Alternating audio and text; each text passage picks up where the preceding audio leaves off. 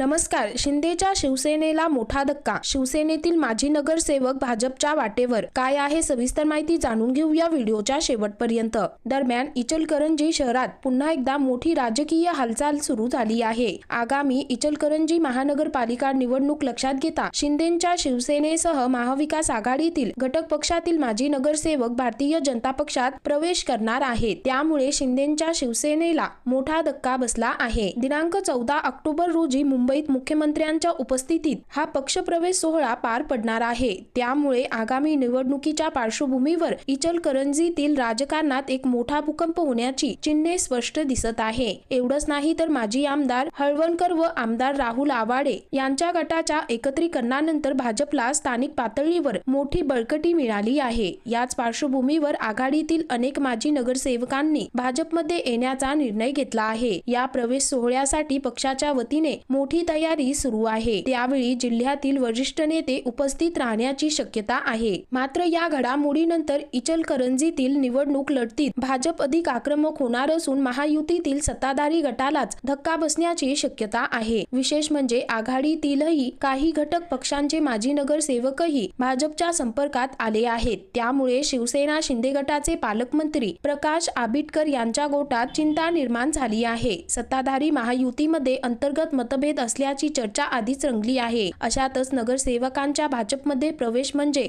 गटबाजी अधिक तीव्र होण्याची शक्यता व्यक्त केली जात आहे. एवढंच नाही तर या घडामोडीमुळे निवडणुकीत सर्व पक्षांची समीकरणे बदलण्याची शक्यता आहे. महाविकास आघाडी समोर भाजपचे आव्हान अधिक गंभीर होणार असून सत्ताधारी गटाला आपली घडी टिकवण्यासाठी कसरत करावी लागणार आहे. स्थानिक राजकारणात बदलत्या समीकरणांचा हा टप्पा निर्णायक ठरू शकतो. त्यामुळे सर्वांच्या नजरा आता भाजपच्या या प्रवेश सोहळ्याकडे लागल्या आहेत. मात्र या पक्ष प्रवेशामुळे राज्याच्या राजकारणात एकच चर्चा रंगली आहे. तर मित्रांनो, एकंदरीत संपूर्ण प्रकरण पाहता या संदर्भामध्ये तुमची काय प्रतिक्रिया आहे खाली कमेंट करून नक्की कळवा.